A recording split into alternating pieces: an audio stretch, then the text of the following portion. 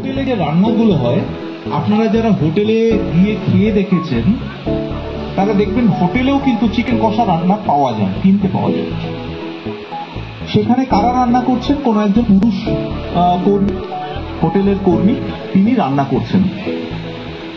অর্থাৎ আমাদের মা করতেন, আমরা হোটেলওয়ালারা সেই রান্নাগুলোকে একটু পরিবর্তন করে, একটু মডিফাই করে সেই রান্নাটাকে আমরা বিক্রি করছি, একটু সুন্দর করে সাজিয়ে গুছিয়ে দিয়ে।